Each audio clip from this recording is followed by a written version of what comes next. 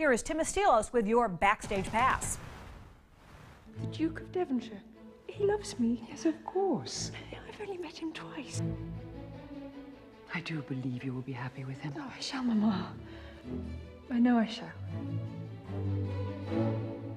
The Duchess of Devonshire. What do they want? To see me and my new wife. You'll get used to it. Keira Knightley plays Georgiana Spencer, the real-life Duchess of Devonshire. And in the film The Duchess, Knightley's fairy tale beginning turns into a gilded prison of heartbreak and disappointment. Are you determined to make me a total laughingstock? I have one single thing of my own. You have robbed me of my only comfort! Keira, first of all, I loved you in this film, and one of the things that really stood out for me is the way that you seemed to personally embrace a lot of the zest for life that the Duchess had.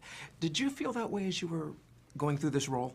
Yeah, I don't look for work that's autobiographical, so I wasn't sort of looking to draw parallels with myself, but I did personally think, I thought she was such a fascinating character. She's trying to grab onto happiness with both hands, you know, she's really trying to seek it out. She's got this huge personality and she's hugely loved by so many people, and yet is navigating her way through a completely impossible marriage and is intensely vulnerable and incredibly lonely and is in an incredibly stifling situation, and yet is very strong through it. You will give up your politics and settle down to the task at hand, providing the Duke with a son. I ask but two things when we wed, loyalty and a male heir. Is it always like this? As they say, the Duke of Devonshire must be the only man not in love with his wife. What is going on? Nothing to concern you. I think that she was desperately trying to find happiness, and I think that's hugely admirable. I think, however, that she was an idealist and a romantic, and really, if anything, the film is about the journey from idealism and romanticism into reality, and quite a harsh reality, you know, and I think that she's a survivor. In that effort to survive a loveless marriage, the Duchess seeks comfort in the arms of abolitionist leader Charles Grey, played by Dominic Cooper. Mr. Grey? Your Grace. He's in love with you. My dear Bess, no, he is not. Can't you tell by the way he looks at you? Do you think of me when we're not together? Of you more than anything else? But he was a very passionate man who struggled. He wasn't he didn't come from an aristocratic background, so he had a more difficult time in the world of politics, struggling to where he wanted to get. How's the campaign going? Terribly. Perhaps we could use my ability to draw attention to our advantage. Ladies and gentlemen, I give you Mr. Charles Grey. Change is upon us!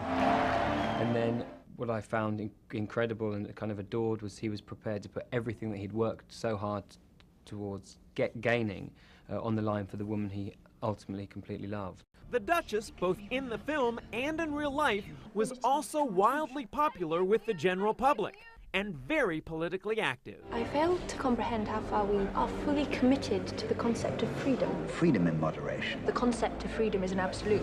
I think the fact that she was so politically influential in a time where she didn't have any rights to vote whatsoever, it was fascinating, you know. I think that she made the best out of every situation that she could possibly find. What's so fascinating about the Duchess is that there are so many incredible parallels to her life and the latter-day counterpart, Princess Diana. People will be surprised by that, I think. Yeah, I mean, you know, I think that you could draw parallels to quite a few famous women across the ages and her. I mean, I think the interesting thing with Diana is that they are distantly related, you know, which is interesting. When she arrives, all eyes are upon her. When absent, she is the subject of universal conversation. And what we see her wearing tonight, I look forward to seeing the rest of you wearing tomorrow. The Empress of Fashion herself, the Duchess of Devonshire. A lot of people say that a role has been tailor-made for a particular actor or actress. But having spoken with you in the past, I know that you're very opinionated, you have a very strong will, and of course you're dealing with the same kind of celebrity that she did. So do you see at least that kind of thread in there that you related to? In the fact that celebrity culture was going on back then in the same way that it is going on today, I thought that was interesting because I thought it was a modern phenomenon, and obviously I was wrong.